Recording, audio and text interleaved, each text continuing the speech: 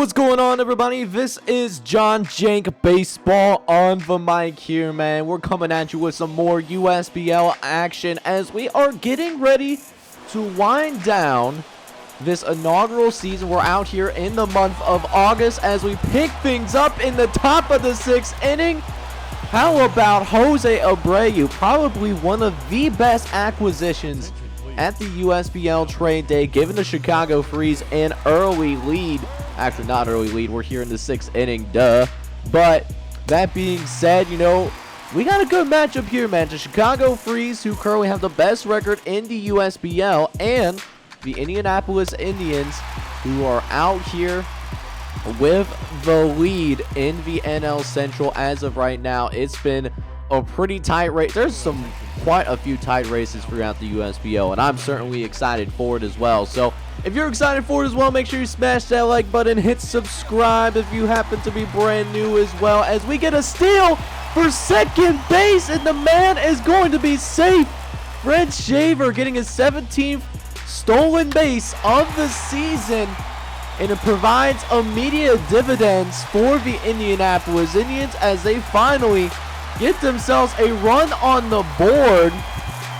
Almost saw an error there as well. Jose Abreu thankfully able to come up and at least prevent the runner from advancing, so the Indianapolis Indians do go ahead, cut this lead in half as Tyler Lyons now goes ahead and comes onto the mound, ends up striking out Joey Gallo, one of the best power hitters in all of baseball, as Jose Abreu comes to the plate once again. Is he going for a second moonshot, and it's going to be gone.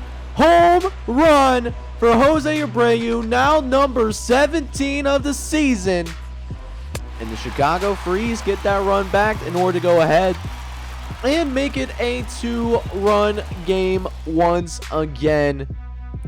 And with the Chicago Freeze, I think with Aroldis Chapman is going to wrap things up here. They do pretty defensive affair for USBL standards, but the Chicago Freeze is going to go ahead and end up coming out on top, winning this game 3-1. What a phenomenal start in the USBL, seeing two teams of this caliber, both teams who could win their division and make a run at the USBL finals when it's all said and done. But let's check out another team that could threaten later on. The San Francisco Seals going on the road, playing against the Las Vegas Lounge Wizards, who weren't sellers at the USBL trade day, but they have not had a very good season this year. You know, they're 10 games under 500 right now, and you're in the month of August, at least at this point, the best that the Las Vegas Lounge Wizards can do right now is to go ahead and play spoiler. So let's see if they can go ahead and do that as Miguel Sano comes up to the plate here. Runners on first and second, and only one out, too, as Miguel Sano takes this out deep into left center field. And the Lounge Wizards of Las Vegas are going to go ahead and strike first. They're going to get a 3-0 lead here early, but that being said, they're not done yet as there's a stolen base. And Framber Valdez in serious trouble here, already with 36 pitches in this inning, the first inning, by the way. And it's not going to stop anytime soon, as Las Vegas does go ahead and tack on another run here in the bottom of the first inning.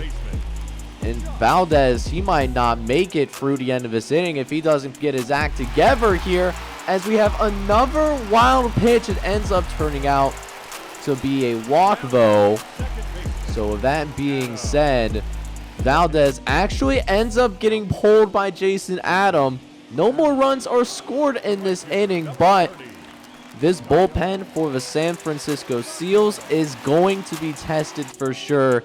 When your starting pitcher cannot make it out of the first inning, that is really not a good sign. You know, that puts a lot of pressure on guys who typically don't pitch that long. You're talking about guys that pitch 1 to 2 innings tops, and we're already seeing it right now. Las Vegas adding a couple more runs to make this a 6-0 lead. But the San Francisco Seals, they would not be held quiet for long, though, as JohnJake, he's going to send this out to center field, and that's going to be the 25th home run of the season for San Francisco, as Ozzy Albies trying to get the thing going here, trying to get a little bit of a rally, and there turns out to be an error. Somebody trying to go for home, and San Francisco gets themselves yet another run. Ozzy Albies, who should have been, forced into a fielder's choice, gets the error in his favor. And the lead is now cut in half. So it was a strong start for Las Vegas, but San Francisco is starting to make a comeback. So San Francisco is starting to get themselves a little bit of a surge, but the big thing for them is they need to make sure that they can get a stop on defense, but that simply did not happen for them. Las Vegas, they're going to get themselves at least one more run, and they're not even done yet, as Cody Bellinger is going to come up to the plate here. He's 0 for 2 so far, but he takes this one out for a ride, though. Surprised that did not leave the ballpark, but that is still an RBI double for Cody Bellinger, and that still leaves, some good field position to work with here, as the bases are loaded for Lourdes Guerrero Jr., but he will end up striking out swinging, and that does mean that this inning will end. But Las Vegas, they tack on a couple more runs here in the process, and they will end up being up 8-3. So a little bit of a cushion for this Las Vegas bullpen, which has its fair share of struggles as of late. As Joe Panic, he's going to get a base hit right up the middle of the field. This should bring in a run as well, and San Francisco is going to go ahead and respond themselves. They end up getting on the board here. An 8-4 ball game now, thanks to Joe Panic, as Las Vegas, they go back into the bullpen, go to Cam Brosson, who makes his 64th appearance of the season. And what does he do? He walks the bases loaded, and not only that, that does also bring Nick Castellanos up to the plate as well. 1-2 count here. He's a dangerous man, but Nick Castellanos does end up striking out. So it's one out here with Salvador Perez. He's trying to do something. He strikes out as well. Cam Rosen settling down quite a bit after he walks the first batter, strikes out the next two, make that next three, as Ozzy Albies gets caught chasing something that was outside of the strike zone by a long shot. And so just a huge bailout by Las Vegas. They really, kind of fumbled the bag. San Francisco fumbled the bag for sure, in terms of they could have gotten back into this game, but it's still a 3-run deficit. And the way that their defense and pitching has been, it's not looking good. It is not looking good for San Francisco. Las Vegas might be able to go ahead and play spoiler, as Travis Denard actually goes ahead and gets the first stolen base of the season. And look at that. Another wild pitch will at least end in a strikeout, but the runner will be moved over to second base thanks to that steal from Travis Denard. As now Josh Jung, he's up at the plate. He's actually going to miss, as well as the throw over to first base is going to get him off of the bag. And that does mean this inning is not over yet, even though technically Josh Jung did have the strikeout. And look at this nice well hit ball out into left center field. That's going to bring in at least one run. It will end up scoring Travis Denard. And look at that. That clears the bases for him. And Josh Jung gets to go home as well. Kyle Tucker gets his 25th double of the season. And this is looking real good for the Las Vegas Lounge Wizards. 5-run lead going to the top of the 9th inning, and might have themselves a clean little inning as well here, and will end up getting just that, as it turns out, into a ground out for the second baseman. And that will wrap things up here, as Las Vegas ends up playing a spoiler here in the month of August, winning 10-5. So then we switch over to the East Coast, where we'll see the Baltimore Stone Crabs, who are currently second place in the AL East, playing up against arguably one of the best teams in terms of, I guess, like one of the best last place teams in the league, in the Charlotte Cougars. But Charlotte's pretty good for being in last place, 58-64. That's really not bad. It's just been a pretty competitive division. The other 4 teams really doing some good work, but who else is doing some fantastic work, though? Didi Gregorius able to take that out deep in the right field. That's going to be the 16th home run of the season, as we're watching out for Adam Eden as well. He's the 8th man in this Baltimore lineup. He's only a few hits away from hitting 1,000 hits in his USBL career, but he will strike out there, so the milestone might have to wait just a little bit longer. As we come to the bottom of the 3rd inning now, Jonathan Walden takes this one out for a ride as well. It's deep to right field, and it is going to be a home run.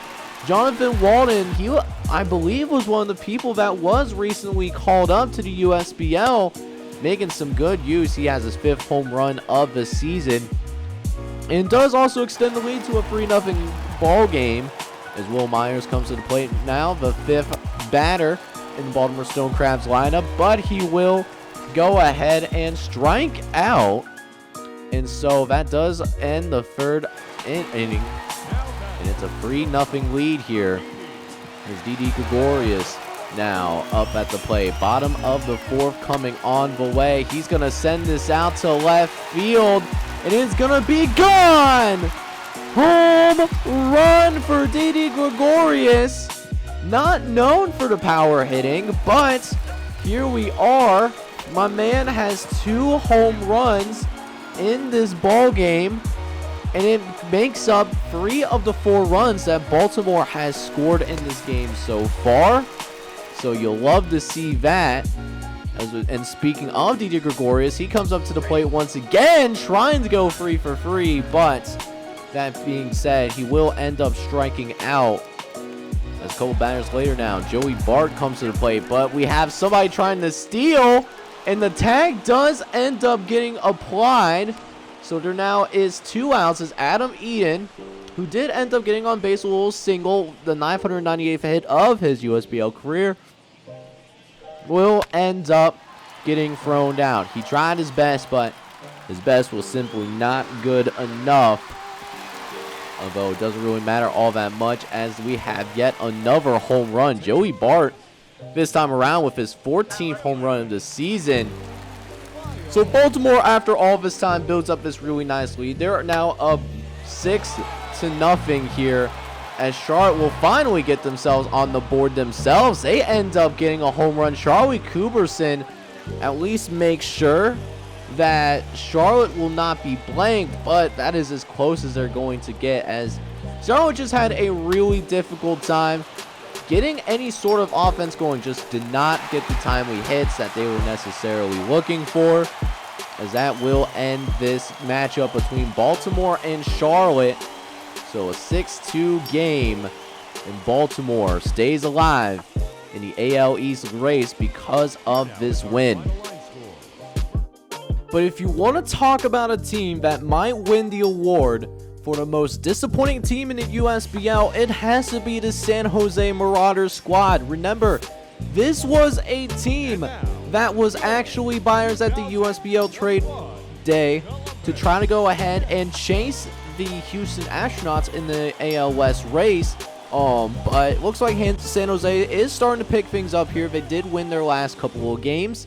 And Columbus, they're bringing out Tyler Mahle, who has had a good season in real life, but here in the USBL, not so much. 2 for 14 coming into this game here. But Columbus, even though they were big sellers, they did trade away Jose Abreu for a weaker starting first baseman, a younger first baseman, granted, cheaper as well.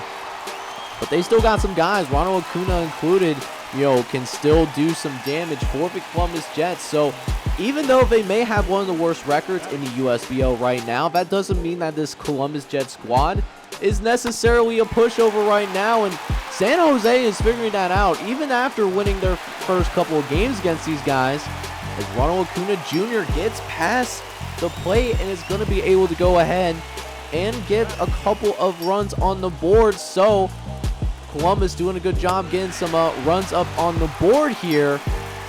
They are running into some serious trouble right now, though. There is bases loaded, 2 outs, as Matt Chapman, who was acquired from the Denver Bald Eagles as well, he ends up walking. And because there was bases loaded, that's how San Jose does end up going ahead and getting a run for themselves on the board as well. So a nice tight little ball game to start things out, 2-1. And Columbus certainly knows that they got to keep putting up runs on the board in order to give their pitching staff, which has struggled over the course of this season, and that will certainly help the cause here as well. 14th home run of the season for Julio Rodriguez actually forces San Jose to go to the bullpen. Luis Avian comes into the game as we're still here in the bottom of the 5th inning, and another nice hit out into right field. This could be a 2-bagger. Gonna be a tight throw, and it is going to be safe. And Raul Batista with his 13th jumble of the season. As we go into the bottom of the 6th now, he ended up stranded at second base, but that effort will not go in vain, no. As the very next inning, we will end up seeing the Columbus Jets end up scoring yet another run. They've been feeling themselves in this game, playing with some pride, which you certainly love to see that. As we will end up seeing the second out here in the bottom of the 6th inning, but that turns into yet another run for Columbus. So Columbus putting San Jose on notice. They know they can't make the playoffs at this point, but they can really play spoiler, really feeding into this narrative that San Jose, they have really disappointed and they have really underperformed expectations. As we have yet another hit deep out in the right field, it's going to bring in 2 more runs for the Columbus Jets, and it's going to be a 9-1 ball game. Julio Rodriguez with the RBI. As Daniel Norris will come to the game, make his 60th appearance of the USBL season, will end up getting the strikeout to at least calm some things down here just a little bit. But man, San Jose got to do a lot better with the hitting right now. They only got 2 hits over the course of this entire game. And you got guys like Anthony Rendon. You got Mike freaking Trout on this team. You even got Matt Chapman, who's a solid hitter, better defender, but he's a good hitter too. I mean, 92 overall is a 92 overall.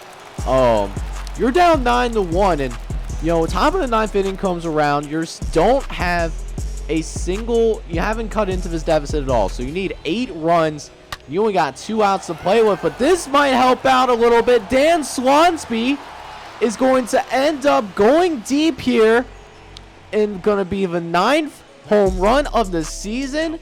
And it forced Columbus to go with somebody different in the bullpen. Scott Barlow with a 3.16 ERA. Doesn't have any saves yet this season.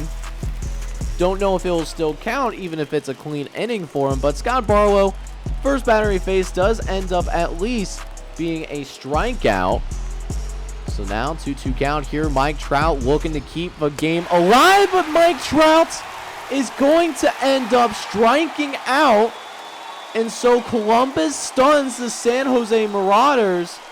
And San Jose, they need a hot streak to go into the playoffs. This is the exact opposite of what they want. Columbus with the upset victory. All right, so things. Essentially the last month of the season, definitely some close races still at hand. The American League East, checking out the American East standings. The Cleveland Rockers are currently ahead with a 76-56 record, but the New York Knights, they're only a few and a half games behind, and the Baltimore Stonecrabs might still have something to say. They're 6 games back from the American League East lead, and they're certainly not out of it yet. But the Boston Quakers, they've fallen behind. That's not a surprise because they were sellers at the trade day. And then the Atlanta Barons have fallen apart here. They are now last place in the American League East. Over in the AL Central, the Chicago Freeze still have the best record in the USBL. The acquisition of Jose Abreu has certainly been helpful. At least that's what we've seen in over the course of the gameplay that Jose Abreu has been a part of for the Chicago Freeze.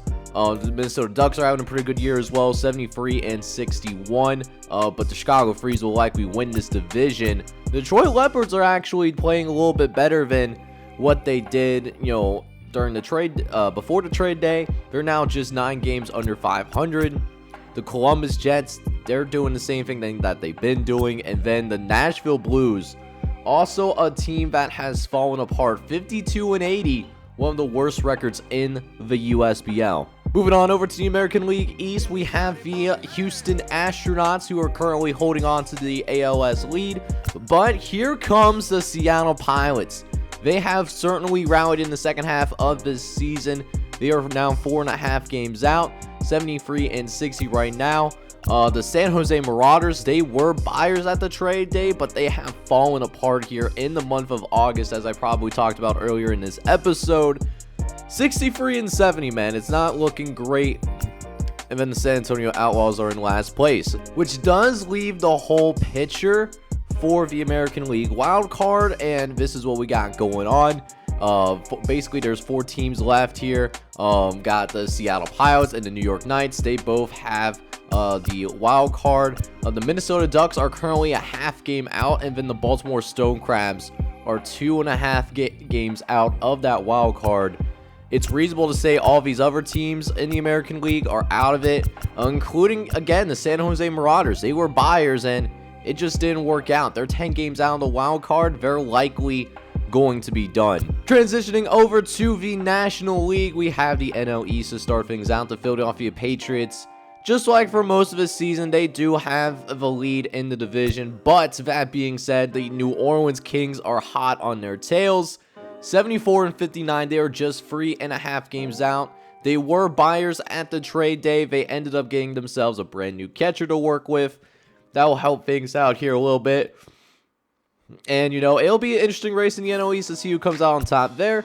The Washington Senators, they're 8 games out, but still a solid season. 69, yes, 69, nice, and then a 63 record. And then the Jacksonville Suns and the Charlotte Cougars, which, by the way, the Charlotte Cougars, they may be last place in the division, but they're probably the best out of all of the last place division teams, in my opinion. In the NL Central, things have gotten really interesting in the NL Central because this is probably the worst division in all of baseball, it turns out. The Indianapolis Indians are winning right now, 70 and 64. They're on top of the division right now, but that being said, yeah, it's a pretty bad division. They're the only team over 500. Memphis and Aurora are still in shouting distance, both only 4 games away. The Louisville Colonials are also, they're more of a long shot, but they're 7 games out. And then the Milwaukee Beer, yeah, they're probably done, at least in the NL Central, 57 and 76. But this is a pretty mediocre division. The Indianapolis Indians, if they were in the American League, they probably won't make the playoffs. But they might win the division just because of how things shaked out here with the fantasy draft and all that. And then finally, we do have the National League West, and the Los Angeles Saints are rolling on 74 and 59. They are currently leading the division right now. But the San Francisco Seals are in shouting distance, 3.5 games out.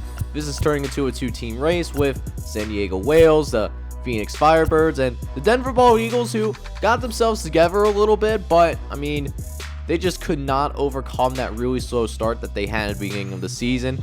As for the wild card here is a little bit more interesting. There's more teams that have a shot, I think, of making it to the playoffs. Got the New Orleans Kings and the San Francisco Seals, but got the Washington Senators that are just 1 game out as of right now. And then there's some teams that, could make a run here if they get hot here in the month of September. The Memphis Bobcats, Aurora Lightning, Jacksonville Suns, San Diego Whales. Even got the Louisville Colonials and Charlotte Cougars. So, I mean, there's a lot of teams in the NL wildcard that, are still in it, but need to make a run here in this last month of the season if anything like that's going to happen. Meanwhile, since we are closing in on the end of the season, I will go ahead now and take a look at the most, at least the award races in both the American League and the National League. Starting with the American League, we have the MVP race. Jose Abreu actually won it last year, but it looks like Nolan Arenado is on track to win it. You know, having a great year, 294, 45 home runs, and over 100 ribbies. You know, dude is a 99 overall. He's in his prime right now. No surprises there. He might have his team in the playoffs. Keston Hiura is not too far behind, 297, 36 home runs, and 106 ribbies. You know, for the time being, Keston Hiura having himself a breakout season for the Houston Astronauts. And then Pete Alonso of the Baltimore Stonecrabs sitting in third, 263, 39 home runs, and 105 ribbies. The 26-year-old with his best season yet. You know, he has really had a great breakout year as well. For Cy Young, it looks like Jacob deGrom is projected to win it, you know, over on the Detroit Leopards. You know, 13-8, 4.11 ERA, and 211 strikeouts. I don't know if he deserves to win it, though. I really leaning more towards a Steven Strasburg or even like a Garrett Cole on the Nashville Blues, simply because, you know, they've had, you know, more quality outings, to say the least. We'll see what happens. I'm sure Jacob deGrom has the advantage because he is, you know, somewhat close to, you know, to wins, as well as, you know, they're out here, you know, with the most strikeouts as well among everyone in the group. For the batting title, it looks like it could be going to Michael Brantley. He has a solid lead for the highest batting average in the American League, batting .319. Will Smith is in second place, and Alex Verdugo is in third. Reliever of the year look like it could go to Brandon Workman, who has 48 saves and has an ERA of just 1.25, so doing some great work. Sergio Romo in second place, and then Joe Smith sitting in third, you know, the aging veteran, you know, trying to have one last hurrah. Then for Rookie of the Year, Alberto Ybarra on the Detroit Leopards. Actually, there's two rookies here. You know, got the first baseman batting .295, 18 home runs, 72 ribbies. Doesn't have much potential, it seems like, but is, you know, a solid player, you know, not a great player. And then Kenny Brindle, he's out in right field. He's a 28-year-old rookie, you know, and has certainly, you know, made the most of his opportunity, I would say. You know, out here with a 283 batting average. And then there's also Van Gonzalez, third baseman for the Minnesota Ducks. Only 18 years old. You know, he's up to a 79 overall. He's doing pretty well, 289 as well. He's proven he's also ready for the show. The Hank Aaron Award, meanwhile, you know, got Eloy Jimenez, you know, out here, he's being seen as the, I guess, the best hitter in the American League, 297, 38 home runs, and 95 ribbies. And then just going to go through the Golden Gloves real quick. For starting pitcher, Boston Quakers' Frankie Montez is leading. Joey Bart over a catcher. Mac Muncy at first base. Colton Wong sitting up there at second base. Nolan Arenado at third. Paul DeJong over at shortstop. David Dahl out in left field. Ramon Laureano in center field. And then to round out the outfield, we got Mookie Betts, who've won it the past 3 years. For the Silver Sluggers, this is something I'll also get through pretty quickly, or at least as quick as possible. Got Xander Bogaerts, you know, at the shortstop position. At catcher, Will Smith, who, if I'm not mistaken, he's only 26. You love to see that. Pete Alonso over at first base. Keston Hiura at second. He's also second place at, you know, for the MVP vote. Nolan Arenado at third. No surprises there. Fernando Tatis Jr. sitting at shortstop. Eloy Jimenez in left field. He's also winning the Hank Aaron Award, at least leading that.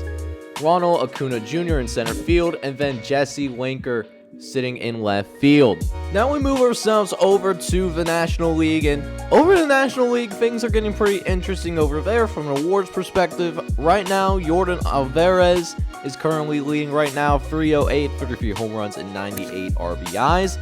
Dude is only 23 years old, but it has gobs of talent to work with as well.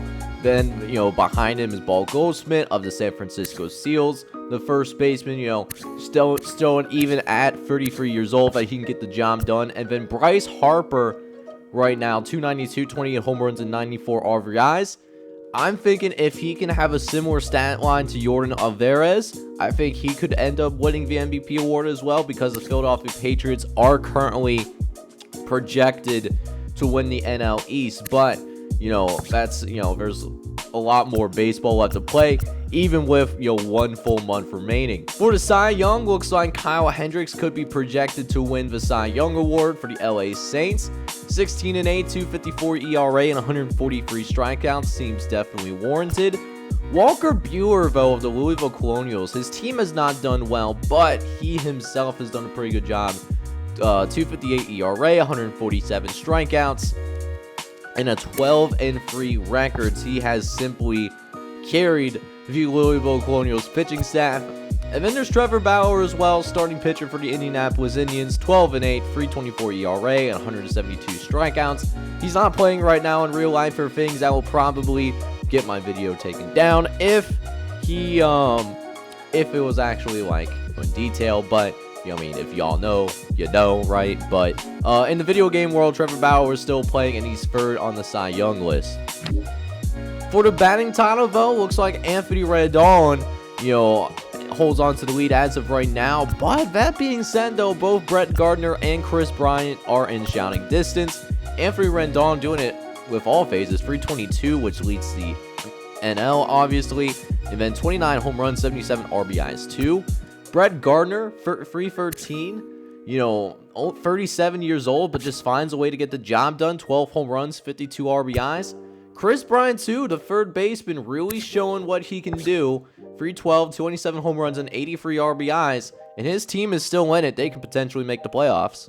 For reliever of the year, there's only 2 people that are in the running, Kalen Jensen and Brad Hand. Looks like it's a 2-person race at this point, and it looks like Kalen Jensen will probably end up winning it. His ERA is .65. He's having himself a wonderful season. Then for Rookie of the Year as well, Fernando Mendoza right now is projected to win this thing, batting .273, 19 home runs, and 63 RBIs. The 25-year-old rookie hasn't shown too terribly much growth, but at least, when he's batting, he's doing a pretty good job. Rick Slade is also starting, getting some attention as well. 12-4, 4.10 ERA. And then also Fred Shaver is here at center field. 240, 15 home runs, and 50 RBIs. For the Hank Aaron Award, Anthony Rendon is projected to win that one as well. With Paul Goldschmidt sitting in second, he has 36 home runs, and then Bryce Harper currently in third, batting .292, 28 home runs, and 94 RBIs. And now for the Gold Glove, I'm going to try to go for the Gold Glove and see who's projected to win. Right now, in pitcher, we got Cico Sanchez of the Indianapolis Indians, Wilson Ramos over at the catcher position, Joey Votto, the first baseman for the Charlotte Cougars, over at second base, got Luis Alvarez, for the New Orleans Kings. Another Gold Glove opportunity for the Charlotte Cougars in Jamir Coniaro. I probably butchered that, but it is what it is. Shortstop got Charlie Cabusin. It's a lot of 3 out of the 4 infielders for Charlotte, in the Gold Glove race. In third place is Tim Anderson. You'll love to see that too. Over in left field, got Chad Pinner. Center field, Brian Buxton. And then in right field, Bryce Harper. Still have some guys that have not made an error yet this season. Hopefully, I didn't jinx any of these guys in gameplay for next episode. For Silver Slugger, though, there is no Silver Slugger picture because what I have done is that the DH thing applies to both leagues. That's one of the league changes here at the USBL because, let's be honest, that really should be a thing anyways. But over on the catcher position, it looks like Wilson Ramos going for Jacksonville Suns. Paul Goldschmidt projected to win at first base. At second base, Jose Altuve batting .291 this season. Third base is Chris Bryant batting .312 so far. He's in the running for the hitting title as well. Shortstop is Trevor Story, 274, 30 home runs, and 88 RBIs. At left field, again, Yordan Alvarez. He's projected to potentially win the MVP. Right now, leading the way in terms of, Silver Slugger for the left field. In right field, got Bryce Harper. And then to round things out, the last outfield spot going to JD Martinez of the Washington Senators. But guys, that is actually going to go ahead and end today's episode that encompasses the entire month of August. But I promise you, things are going to get more intense. So intense, it might take 2 or 3 more episodes before we finish the regular season, because as you saw right there, there's some close races in both the division and in the wild card. So that's something that we definitely should be watching out for going forward.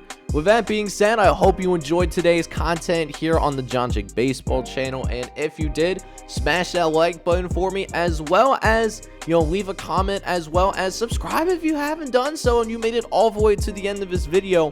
It helps grow the channel as well as get this video out to more people. So I truly would appreciate that. And it just takes a few seconds to do all that too. So help a brother out, man. But in the meantime, I'm going to sign up. I hope you're all taking care out there. Peace out.